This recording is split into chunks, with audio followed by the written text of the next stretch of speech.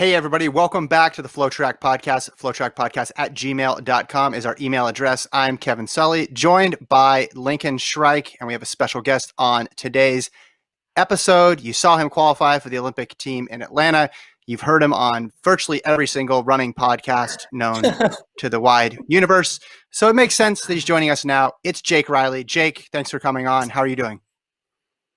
I'm doing all right. Getting through this time of flu and epidemics. But yeah, I've been keeping busy. I'm just trying to get through it one day at a time. I read an interview that you did earlier in the week once the Olympics were postponed, and you said you were going to give yourself a few days to be bummed about it and then move on from there. Where are you at in that stage right now? I have moved through the initial disappointment phase. So obviously I was really looking forward to getting a chance to compete. In August, I was looking forward to all the everything that comes with going to the Olympics as well as the race itself. But I think there are also some positives to be found in this whole crappy mess as far as my training and my ability to prepare for the Olympics. I've had only 2 healthy buildups since I came back from injury, so this gives me a whole extra year to get more healthy miles under my belt. We can probably do 2, potentially even 3 full buildups before we actually have to do the race. So I think that will certainly help me in a way that potentially some other people who've had more consistent careers. It'll help me catch up to them a little bit.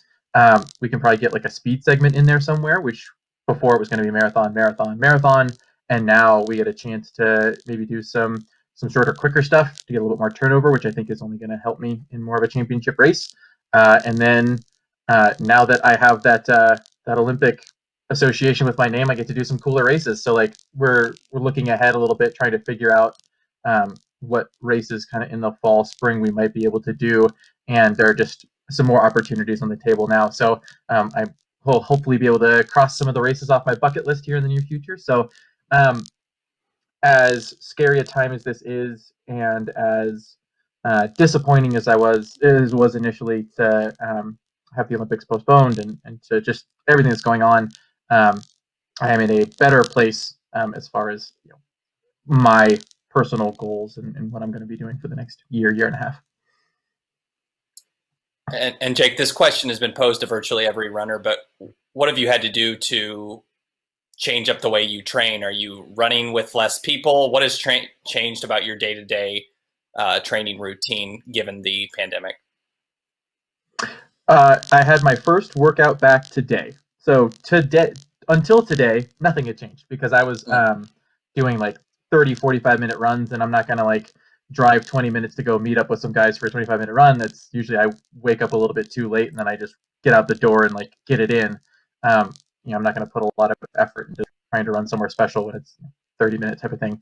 So far it hasn't really changed anything because I'm just coming back to activity after my day. Today with my workout, obviously coach like was there, but he was also staying 6 feet away, so it's a little bit weird to get directions from him like inside of his car. Keeping the full distancing thing out, and then I guess the only thing daily that I really notice is here on the trails, like everybody's kind of skirting to the very farthest edge that they can to try and keep the 6 feet. You definitely see less people out, but at the same time, like the route that we run today is usually just slammed with cars because it's kind of rush hour that we're out there, and there were no cars. So I don't want to call that a good thing because that means people aren't going to work. But from solely my selfish perspective, that part was kind of nice. Moving forward, I think it is going to affect some stuff. I would probably be jumping in workouts with the other 2 guys in my training group, Tim Reckers and David Goodman, who they were doing a bunch of track prep, so they're pretty fit right now. And so I would be jumping in with them to get my butt kicked, if we're going to be honest.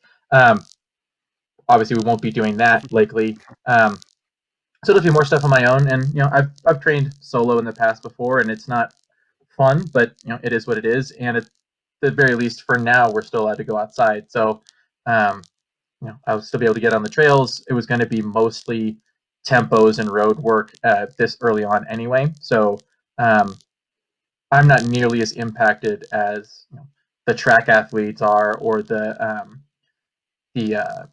the people that need a few more facilities. I have like not a great home gym setup here, but I can, I have some weights and some stuff I can do. So yeah, I'm doing pretty good. I've been able to deal with the restrictions pretty well.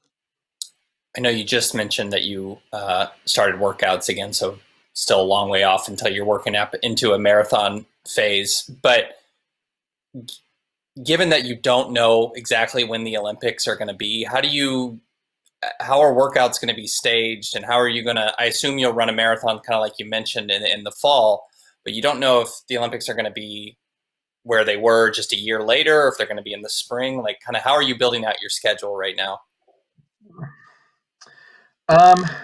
Well, so we can take the near time. We have a pretty good idea of what that's going to be because there are no races scheduled. So we know that like the earliest races that are still on the docket that haven't been postponed are like in July. So we originally had Peachtree on the plan, and so far that has not been moved. And so that is still kind of what we're eyeing for sort of a first thing. And because it's the roads, it might be a little bit easier to have that still stay on the schedule even when track races and stuff are getting canceled. So even if that doesn't end up happening, Lee is very much of the mindset that like we're just going to train as we normally would, and and if we can't get a like a racing opportunity, then we'll just do some time trials. Maybe we'll do some shorter, faster stuff.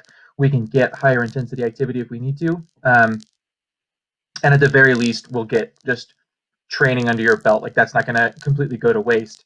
It might be frustrating to be training and trying to push yourself, and you're not quite as motivated because there's nothing to really like look forward to with it. But we'll still probably put it in.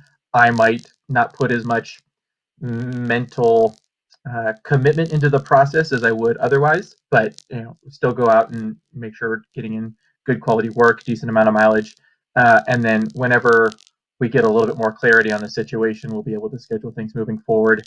So we don't really have to make a decision about the long-term plan until we get a little bit more clarity from the Olympic Committee. We're not a training group that really does things in like big cycles. Like I know there's people like, okay, if we're going to have a marathon segment, then we need to have a speed segment going into it, and we're going to plan out the whole next year of races, and they're all going to kind of build on each other. We kind of take it build up by build up. So regardless of what happens in the near term and the far term, those two blocks are probably not going to affect each other too much. I want to go back a little bit because it was just a month ago when the Olympic marathon trials happened. And I know it feels like probably years ago for all of us. Lincoln and I were there watching that race, and your story was incredible, but there were so many of the 6 who made it. I guess you could exclude Rupp because he was the big favorite going in, but there were surprises all across the board. Your story, might have even been bigger if it weren't for, Molly winning the women's race in her marathon debut and what Abdi did. Can you just describe the emotional shift that's happened over these 30 days from going from the highest highs to where we're at now? Can you just kind of somehow put that into words?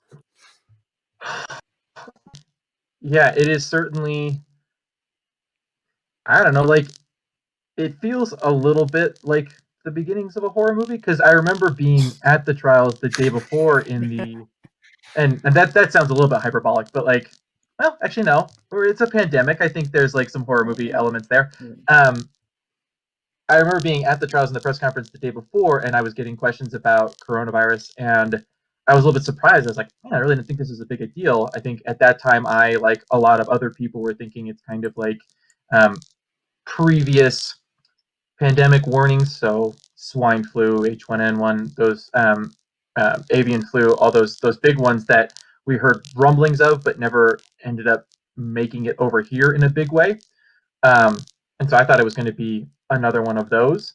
And so I was a little bit confused, like, oh yeah, I mean it's a big deal and there'll be some disruption, but like it's not going to persist, which is so like a foreshadowing type of thing given where we are now. Mm-hmm. And then yeah, that whole build. And so the few days after the marathon, I was still getting questions about it, but I was like, oh, it'll be fine by August.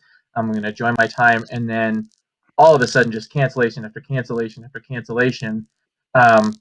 And so it was just sobering. And partly from a track perspective, I mean, I'm again still in a pretty good position. I have money saved up, and I think road racing will eventually come back. And my lifestyle is set up in such a way that like I can subsist on not a whole lot, but like you just see the disruption that's going on everywhere else, and it's just really scary. And so yeah, the uncertainty has certainly cooled what would be a pretty, I think, exciting sort of hectic time. And that's not not saying that as a complaint. It's just strange to think uh, how different this is from what you would normally expect from someone who just made the Olympics.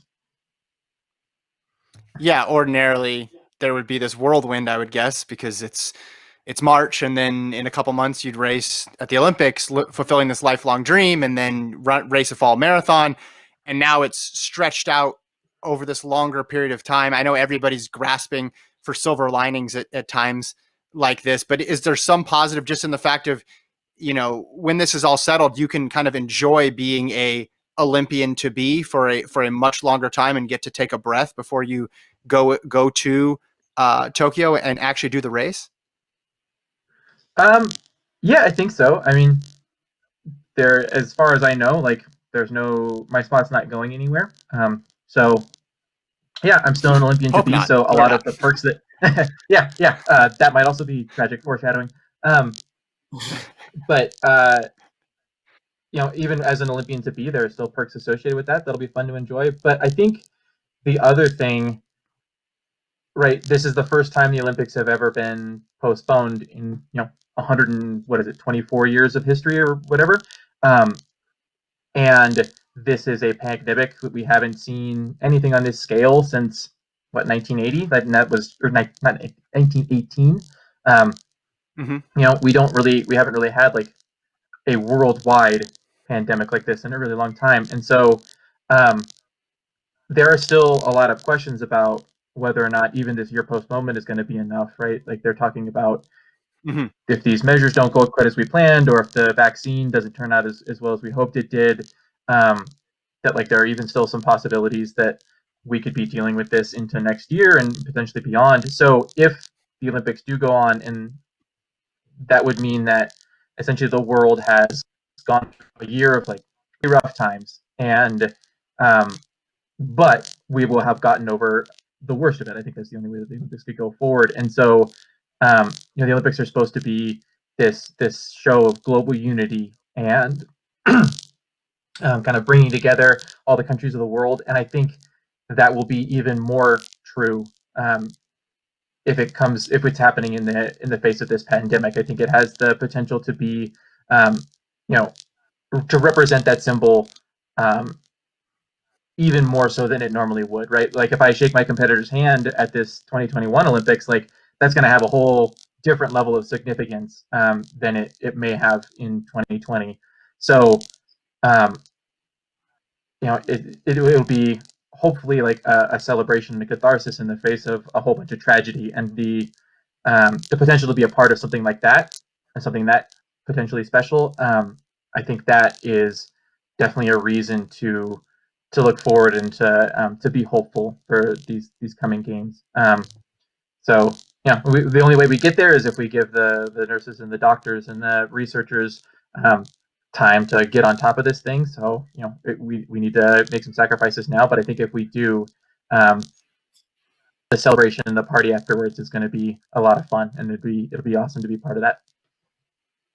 Jake, one thing we talked about in Atlanta before the onset of these very dark times was your sponsorship situation, and you anticipated that was maybe going to be coming down the pipeline. I assume other issues have taken precedence over that right now. But I'm curious if anything has moved from in that situation, and if you feel like this pandemic has slowed talks, if not. Yeah, I think a lot of companies are in a little bit of a holding pattern right now. I don't think they're quite feeling the hurt in the way that like retail stores are just yet. I don't want to speak for everybody. So I think a lot of companies out there are kind of like, well, we were in talks, but we're gonna wait a little bit just to see how things shake out with our finances and with everybody else. So my agents are still kind of in talks with a bunch of different companies. We're still going back and forth, but with no races on the schedule, and there's no sense of huge urgency, and I think it makes a lot more sense to focus on kind of immediate pressing questions, and we can deal with the sponsorship deal later on. I still would love to have a sponsor, but I've done many years without one, and so if I have to keep doing that for the next few months, it's not a huge deal, and it'll allow me to pay money and to support my local running store. So that's always good. This isn't your situation, but I've just been curious thinking about athletes that are in college now that may be coming out this spring or summer to try to turn professional. How much would you say that economy is damaged? Are there brands that are going to sign college to pro athletes? I know that, again, that's not your situation, but you've signed a pro contract before. Is that something that is just hugely affected by this? Not only is that not my current situation, that is not something I have a whole lot of, like the economic side of it. I would imagine so. Yeah. I mean, the economy has taken a big hit right now, and I think it sounds like we're still headed for the peak. We are not there yet. So I think things are only going to get worse. And so after retail starts laying their people off, I think there's going to be sort of repercussions to the economy. And I don't think anybody's really going to be safe from it unless you somehow snag some of those bailout money.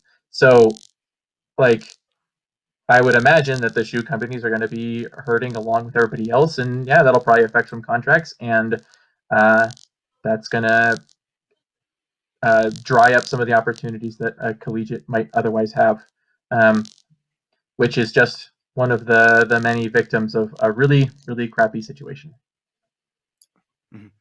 You made the joke before about if you still have a spot on the team, and we saw before that USATF had made some statement about, obviously they're not going to rerun the race, but there would be something about showing fitness. Does that gel with what you've heard? What have you heard about the requirements on the 6 of you guys that made the team in Atlanta? No official word on it, though. I was just talking to Lee today, and he was saying that there was something about the contract that we have in America. There's nothing built in with having to do any sort of fitness test to ensure your place. So there's a question of whether it would even be legal to have us demonstrate. Now, at the same time, the Olympics has never been postponed, so there's never been a reason to test that theory. As far as I know, there is no demonstration of fitness, but I also think the USOC is scrambling to get their ducks in a row right now, so it'll take a little while to get an actual final concrete answer on that. I'm not particularly concerned about it. I don't imagine that even if I were asked to demonstrate fitness, that it would be something insane, like go out and run 207 or something. So the way I take it is you just need to go out and run fast and show that you are still relatively healthy and fit. And I wasn't going to sit around and twiddle my thumbs for a year. I was planning to go out and race. So it is essentially, it has essentially no effect on my plans. It's telling me to do exactly what I was already going to be doing. So even if that is the case, I'm not particularly concerned about my ability to demonstrate fitness because that's essentially my job description. Yeah. Well, if you do have a designated show fitness race, would it be possible to fulfill a request of mine, which would be, could you grab a flag the last mile, just like you did in Atlanta? Can you recreate that scenario in your showing fitness race? Because that would be incredible. Yeah, I just got to have spectators. Every race going forward now, I'm just going to have somebody out there holding one out. And that's the other thing is the lesson I learned from this experience was don't do that. But it became such a thing that it's kind of my thing right now, so I kind of have to. They give out flags at Boulder, and I grabbed the flag going into the stadium at Boulder this last year. But that was because I was 50 meters behind the guy in front of me, and I was in the last third of the race, so there was no one behind me either. So I was I'm just gonna grab this thing and kind of wave it as I head into the stadium. It has no effect on the outcome. As I've said in multiple places, I regretted taking that flag almost immediately, but you got to do it for the brand. So I guess I'm going to be taking every flag that's offered to me. So anyone wants to stand near a finish line with a flag, I'll grab it. so long as you make it obvious and wave it in front of me, I have to. I'm probably going to be contractually obligated here pretty soon. It was so great just because. Oh, go ahead. Go ahead. Go ahead, Lincoln. Okay, I was just going to say, did I dream this, or did you give the tiny flag to your coach? Did I see that somewhere? Yeah. So I gave Ali the number or the bib from the back of my uniform, and that flag that I grabbed, and I also wrote like a little note with it and framed the whole thing and gave it to him. Yeah, I don't know that he really like took a chance on me. It wasn't like anything super big and poetic. He had a training group, and I am like a pretty competent runner even before this. So like I think it was not particularly brave of him to take me on, but at the same time, like we both went through a lot of personal stuff at a similar amount of time, and I think we were coming out of not great places. And my return to fitness and the success that I've had is kind of running parallel to him falling back in love with coaching and kind of falling back in love with the sport after the death of John Gray, which really threw him for a loop and threw a lot of us for a loop. So that being able to give him some sort of token, gesture of appreciation for kind of being with me and working with me through like what was a really long comeback with a lot of setbacks and a lot of hardships. It was a really easy decision for me to give him that flag. I think it has a little bit more symbolism and poignancy if it's on his wall than hanging out on mine. So. The only thing my question was not nearly as serious as that. It was just a stupid follow-up about how it was just funny. The size of the flag, was so small, which made it so much better because you didn't notice it unless you really looked for it. It was kind of like a cool Easter egg that you find in like a favorite television show or something. Like zoom in on this finished photo and you can see that he's actually holding the flag as obvious right behind you. And Leonard Career just has the face of death. And you're just skipping along there with it. You're holding it just like a baton almost. It was, that's like the image of the trials to me. Yeah. I also never unfurled it the entire time. In every single picture that it's in, I'm never actually like taking it and waving it around, which is what you're supposed to do. I never stopped like having it completely crumpled up. So it's really just like a little stick in my hand with like a little bit of red and blue popping out. So the entire reason for taking it was negated. I never actually did the thing. Cause every time other athletes get that flag, they're like running along with the flag over their shoulders and they're kind of waving this little thing. I never actually did that. So the whole point was, I never actually used it for its purpose. That's funny. Okay, did we lose Kevin? Oh, he's frozen. He's all right. Well, we'll try to Shall forge ahead. Yeah. Well, one of the things I wanted to ask was, we all dream of crossing the finish line and having a great, like a photo across the line, and your celebration photo was pretty epic. Was that something you planned, or was that just in a spur of the moment, like tribal scream? Oh yeah. I think if you are planning your finish line celebration going into the trials, you are probably either very, very confident and good, or you are focusing on the wrong things. So no, that was a release of sort of just emotional energy built up over 6 months of thinking exclusively about this race every single day. 4, 5, 6, 7 years of like having this as a goal and a dream, and then I caught the pack at the chase pack at like 24, and then Abdi and Leonard wouldn't drop, and it was 3 guys for 2 spots. So also like the nervous energy of like trying to make sure that I was staying in place, and not knowing until the last 20 meters that I actually had this spot locked up. And so that's just a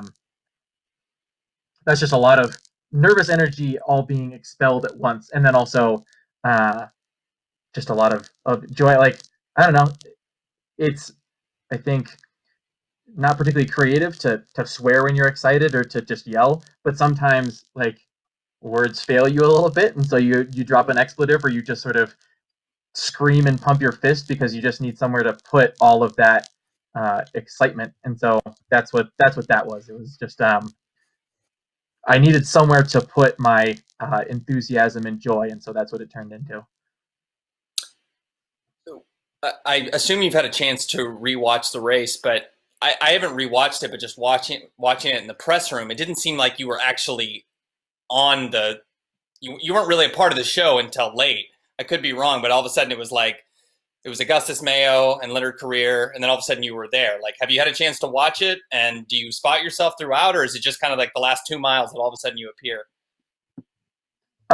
Yeah. So I mean, when the pack was still fully together, which was only for I don't know 20 minutes before Schrader made his big move, you can kind of spot me in the background, and then my move didn't come until I think so midway through Trump's press conference. And so when you watch the actual thing that was shown on national TV, they come back from that and they're like, "Oh, hey, keep an eye on Jake Riley. Like he's moved up from that backpack. He might be catching these guys." And so, yeah, a lot of the stuff that was happening in the second group, they were mostly paying attention to Galen and that chase pack, and then Trump's announcement, and then yeah, then they finally start mentioning me, which for all NBC's faults in coverage, including getting Sally Kipiego's medal wrong. Actually, I don't think they even called her a medalist. I think they just said she was an Olympian for Kenya, which is completely absurd that you're overlooking someone's silver medal. Neither here nor there. But for all their faults, I think when there's a 45-minute gap between the chase pack and the second chase pack, like it makes sense to probably focus in on the three guys that are battling for two spots right up there. So yeah, I think it makes the narrative of the race better, and then they do give us a little bit of attention later on. So if we're gonna fault NBC for their coverage, there are plenty of other things to get mad of, including not using split screen for every single shot. I have no idea why they're doing single screen at any point in this race when there are two races going on concurrently. Both of them are exciting, and somehow they managed to miss every single move. And so, America, I am right there with you. I feel your. I like that sentence there. When I made my move halfway through Trump's press conference, like if you had told me that sentence in 2018 or 2019, I would be like, wait, what? Like there's so many layers and levels to that statement there. I mean, what just a surreal day and just an insane month that everyone's been through. Yeah, it is a different time and it is unprecedented. And yeah, I don't know. I mean, we're living through history, so I guess that's something. Yeah.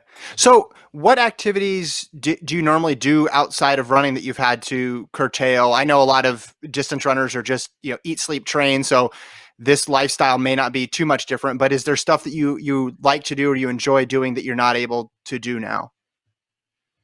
As far as things that I like or enjoy, my girlfriend and I have kind of decided to respect the social distancing rules, so we don't get to see each other in person. That definitely sucks. I like to go play pub trivia, and normally with this being downtime, like probably trying to do that once or twice a week, and can't do that. I mean, those are sort of minor sacrifices, but I'm also in grad school right now, so there was a big group project that we were still technically working on it, but it's just in a very different form. So these past few weeks was supposed to be machining of the device, assembly of the device, a bunch of in-person work with a big group of people, which clearly we are not able to do. So we've been scrambling to try and find alternative ways to work together. There's a lot of video conferencing that goes into that. And then I also still have my part-time job as an SAT tutor, which normally I would be doing in person with students, which I'm not right now. Now, those are not the things necessarily things I enjoy, but that is what I would normally be doing. And instead, it's all sitting in this chair looking at this screen for 5 hours a day. So that's a lot. That's a lot of disruptions to your normal routine. Yeah. But at the same time, I am still able to do those things, and I'm still able to work, and I'm still able to participate in school to a certain extent. So, like, there are people that like their job is physical and it requires being physically present somewhere that are just kind of sitting around because there's nothing else to do. So honestly, I'm pretty fortunate. Like my disruptions are relatively minor compared to some of the other stuff out there. But yeah, I wanna go to a bar and I can't, and that's stupid. Are you have you filled in the time with anything you're watching that's good on Netflix, or anything you're listening to, any books you're reading? Well, I wanted to watch the Deadwood movie, but then realized I'd forgotten everything about the show, and so making my way back through Deadwood. Um, I got a really great puzzle going on right now that I'm about, I don't know, a third of the way through, Yes. so that's going well. I decided to take up video games again, so I started Fallout 3. Not sure if I'm gonna keep going with it. It seems a little slow for me, so I might be switching that up. Finding things to keep busy with. Um, yeah, but at the same time, like this group, we're really scrambling right now because finding vendors has been difficult, and so a lot of my time during the day is spent like putting out fires with sourcing materials and all this kind of stuff. You're talking about your class. What are you saying? What vendors are you talking Oh about? yeah. Sorry. I'm No, it's cool. my major is mechanical engineering, and I'm part of this graduate design program, and so we're working with a local company to try and make a product for them. It is a physical product, and a lot of the parts need to be machined, and then we also need to buy them from a bunch of different people. Um, but so we were going to do the machining ourselves, but our machine shop at school got closed down, and so we're trying to find like local machine shops that are still open, and then like we have the material, but like to give somebody material, like it needs to be disinfected, and you can't interact with the people directly, Mhm. and so there's all kinds of logistical issues with trying to do any sort of in-person physical process. Well, as you were talking about earlier, you said you were social distancing from your girlfriend, which I applaud you for being an example. I think that would be difficult for anyone to do, and you're taking it to the, I don't want to say the extreme because everyone needs to be taking it to the extreme, but I applaud you for being an example in that regard. Yeah, I don't know. We're like just on the fence about it. It's like we're both doing social distancing in general, but we both live with people, and then like you're going to the grocery store, and we're young, but you also see all those stories about like young people can get affected too, and Yep. I don't want to be one of those people in an overcrowded hospital, and also just not overburdening an already overburdened healthcare system. Um, and honestly, my insurance isn't that good, so if I were to go in, it would probably would cost me a lot of money. So it really sucks, and it's been tough. But I think ultimately it's probably the right call. Well, What's to your drastic. current living situation, and how are you interacting with the people that live with you or near you? So I rent the basement room from a friend of my coach's. So it's all above board. I'm paying like regular amount of rent. So University of Colorado, don't get mad at me. But yeah, I rent a room, and so there are three other people living in the house. They kind of have the upstairs, the downstairs is kind of mine, but I go up to use the kitchen. Pretty much everybody in the house is social distancing. They're retirees, so they only really need to go out to the grocery store, and then it's just a lot of like wiping down surfaces and making sure you wash your hands when you come back into the house and all that kind of stuff. uh, I noticed you're wearing your Stanford sweatshirt. I just wanted just a generic, like what's your best Stanford story that you can share? Obviously, you had pretty famous teammates, Chris Derrick. Well, Chris Derrick. And maybe what's your best Chris Derrick story? the Well, Rosa brothers. There you go. There's some more.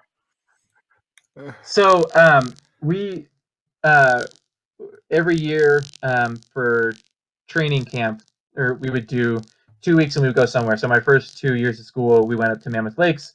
The last 3 years, we went up to Lake Tahoe. So we'd rent condos and kind of stay out there. And there's always supposed to be, like on the first or second long run, there's supposed to be a big team bonding activity. So, the freshmen don't know what it is, but they're just told to like, okay, you're just going to stay in the group and we're going to keep everybody together. And when we get to a certain part of the run, we're going to be able to do this thing. And I'm not going to say what it is because it's team secrets. I don't know if they still do it. But if you know anything about Chris, it's that he loves to hammer his long runs. And we had another teammate, Brandon Gregg, who also loves to hammer his long runs. And so is for the entire time together, it was always a challenge to keep anybody together on a long run, because it's Chris doesn't do it out of malice. He doesn't do it um, for any like I'm gonna hammer the guy next to me. He just freaking loves to get after it on a long run. And so sure enough, he just sprints out ahead, or maybe like 5 miles in. So he and Brendan are just trying to take it to each other. And he completely missed out on the team bonding activity. And now that I'm saying it, it's not a great story, but that is just a symbol of Chris's identity. Like he's willing to miss out on a team practice because you just can't not put it. I think it's a very relatable story at all levels. Somebody's always going to be, whether it's you can run 5:15 pace on a long run or you can run 6:15 pace. It's relatable. There's always somebody that's going to do that. So, no, especially a freshman. Yeah. I like how the laughter is delayed across this. It's very Skype-like. Sorry, it'll sound good. It adds flavor. No, my other sign of the times here is we are 30, 40 minutes into this, and we haven't asked a single question about a certain pair of shoes that was all we literally talked about in January and February. Yeah. And now it's March and we're not even talking about it, Lincoln. It's crazy. Right. I guess I had to think for just a second which shoes, and then I know you're talking about the Alpha Flies, but I had to think of the name. It was like the first thing that came across my mind in the morning. So I do want to ask Jake, do you have the shoes you ran in? Did they have to go off to get tested? I've heard rumors that like the World Athletics had to look at everybody that wore Nike shoes. Like, what was the story with your shoes after the race? Yeah, they took them and they made us sign a release form. So they got sent to Switzerland to do something on them. I think they're still trying to figure out if the restrictions they placed on shoes are reasonable or what they're doing. So I guess they wanted to see what happens to the shoe after they've been raced in or something. So it's not like drug testing or anything like that. There's no chance that like they're going to come back and say like, oh, you had X on your shoe, so now you're disqualified. But they did send it away to be tested. I will be getting it back at some indeterminate date in the future. So eventually they'll be here and I'll mount them or something. Or actually, I might race in them again, depending on when I get a sponsor or if I get a sponsor. So who knows? I mean, there's still some miles left on those bad boys. Conventional wisdom with running shoes is, I mean, we always heard maybe growing up and I guess even beyond that, well, don't race in a brand new pair of shoes, but you did that. And that was kind of just a mark of the scenario of how the shoe release by Nike was. And yeah, I know you were making a last minute decision.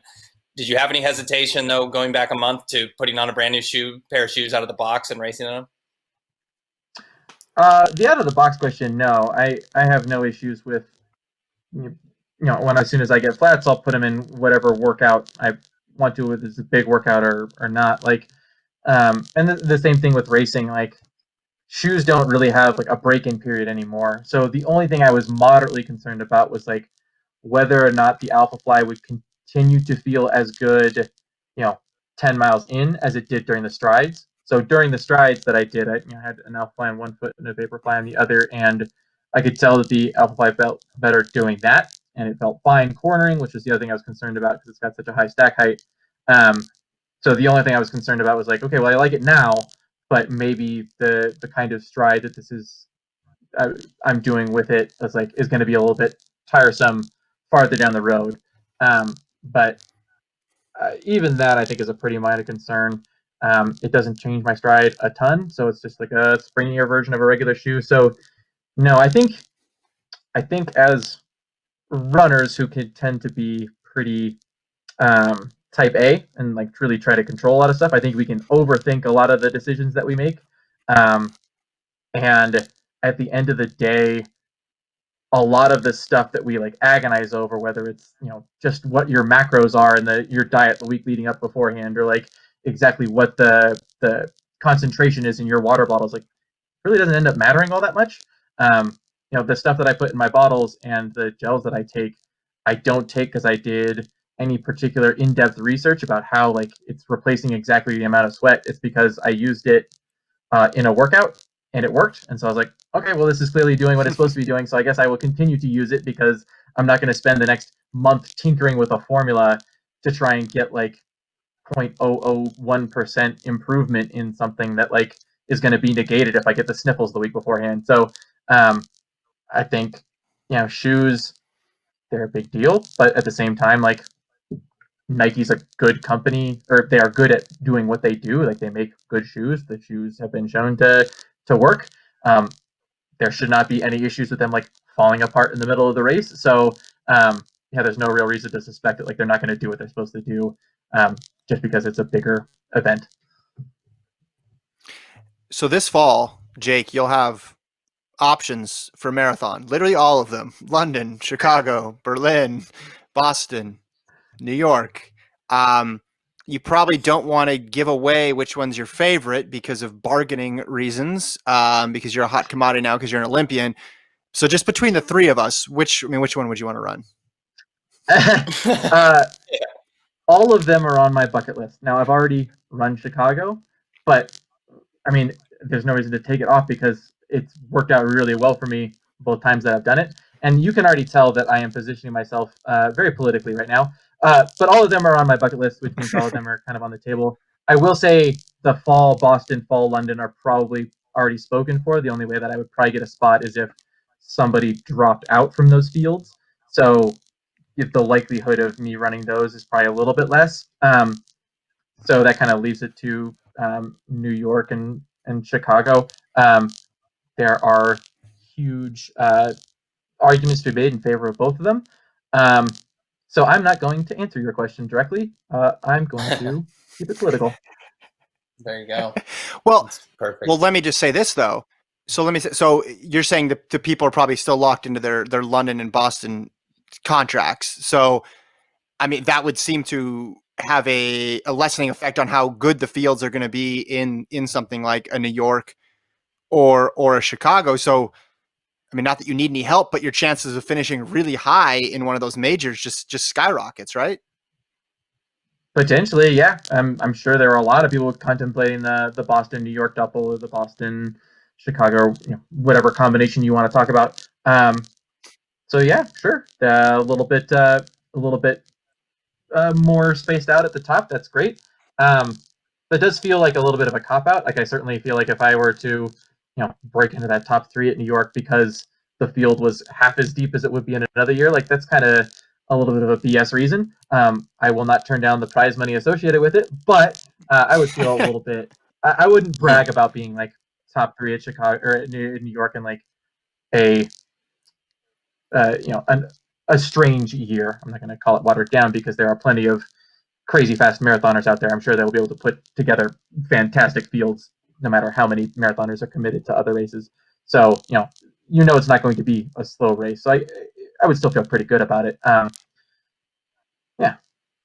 I don't know where I was going with that. Which course do you think best mimics the Sapporo course? From what I understand, Sapporo, actually, I have a little profile right here. Oh, wow. Awesome. Yeah, I've been looking at it every single day that I sit down at my desk, but it actually doesn't have an elevation profile on it. From what I understand, the Sapporo course is pretty flat and fast, in the sense that it is a looped course, and none of them are going to simulate that. But if it's flat and fast, not too many turns, that would probably argue more for a Chicago or a London. But at the same time, those are courses that you go to like really get after it. Does London still have pacers? I know Chicago allows pacers. Yeah. So Yes. you go there to like take out all the stops and put a fast time, and that's not what the Olympics are, and that's not what Boston and are. So from the sense of trying to get more experience covering surges and running tactically, and trying to run for place, in that sense, that argues more for a Boston or a New York. So once again, I'm being political and arguing out of both sides of my mouth. The thing is like there's no bad answers here. I think all of them are going to be great competitive opportunities, and we're going to be able to get something out of them. I think one of the bigger influences is going to be when we know exactly when the Olympics are going to be, because that might affect, because there is 2 months of difference in timing there So like, going with an earlier marathon would allow me to potentially get 2 build-ups in before a late summer marathon. Whereas if it's kind of early summer, kind of late spring type of thing, well, then we might go for a later marathon because then we can just take the downtime and put that straight into the marathon build-up. So just the way you can kind of arrange things from a training perspective over the whole year, that might have some influence on which one we decide to choose and kind of how it stacks out with other races and other preparation. I also really want to run US Cross and try and make that World Cross Country team. So that's going to definitely be a factor in which one we decide to do. So we still got to talk about that with Lee, figure out what works best from kind of my other goals. So you would think about running World Cross in 2021 and then also running the Olympics and then maybe a marathon before there? If we did US Cross, World Cross, there would probably only be one marathon in between now and the Olympics. Yeah. And World Cross would depend on a late summer, kind of around the same time that was scheduled to be this year. World Cross would probably depend on that being the answer. And then also would depend on my getting in. It's been a while since I've run short, fast cross country. Well, I guess I did clubs, but that's a slightly different competitive atmosphere. So yeah, again, can't make any full decisions about exactly what I'm going to be going for until we have a little bit more clarity about when the Olympics are going to be run. And did you run on a World Cross team before? No. In the past, I've been able to crush it at Club Cross. I've won once, got second the next time, and I've gotten fourth in pretty competitive fields. And then we always tried to turn that into success at US Cross, and it just never came together. Like 1 year I was dealing with a hip injury. 1 year I was just, I don't know, out of shape and not really into it. And so it has been like Olympics has been kind of the number one overall goal, number one with a bullet, but then like it's always been a World Cross team. So being on a little bit of a roll that I am right now, I'd like to see if I can turn that marathon success into something on cross country, because cross country is my first love. I would love to get back to it. So it has to work out with the schedule. Obviously, the main focus has to be being prepared for the games. But a cross country segment would be shorter, faster stuff while still being kind of hilly and challenging in a way similar to the marathon. So I think there's arguments for the preparation of that being good, especially if I make the world team. Getting more experience on the world stage, a little bit of prep for what the Olympics are going to be like. I know on your Instagram a few weeks ago you showed a picture of how you sewed on your own gel holders in your pockets, or what exactly were those? What? Yeah, it was 2 hair ties that I pinch in the middle, and you just sew the middle under the side of your shorts, and so they're just there to kind of secure the gel right along your hip bones. Because the shorts that I had, or the shorts that I wanted to wear that felt the best, did not have any sort of pockets. And actually, the shorts that I have that do have pockets, it's like a pocket in the middle of the back, which is a pain in the ass to get gels out of, and it also has like a zipper closure, which is dumb if you're trying to get something out on the fly. I used those shorts at Chicago, and I remember it took me like 10 seconds to get the stupid things out of the pocket, and so I vowed never to use a zipper pocket again. And I didn't have anything that was a lightweight short that had like a Velcro. I don't know. For some reason, there's just not like a short with a good, convenient gel holsters that you can use on the fly. So I made my own. So it's just two little hair ties and some twine. And I was going to say, have you patented that, or you got a business coming off that? He's an engineer, man. He's an engineer. Yeah. I have not patented it, but any company that wants to sign me, I will sign over the rights, and we'll make it the Jake Riley signature short, and we'll market it, and we'll all make there we go tens of dollars. Yeah, a couple people will buy those. Jared Ward's not the only one going on Shark Tank, I think. Yeah. Well, Jake, thank you so much for being so generous with your time. You can now say you've been on every running podcast out there. I mean, maybe there might be 2 or 3 left, but there's still a while to the Olympics. I have one scheduled for Saturday. Yeah. Okay. So it's I am going to be and then they'll probably all hit this market. Yeah. Yep. It's good. Good for you. Well, we appreciate it. Thank you so much for coming on, and happy training, and stay safe. Hey, thanks a lot, you guys. You as well. Wash your hands, stay safe, social distance. There you Let's go. go 2021. Appreciate it, Jake.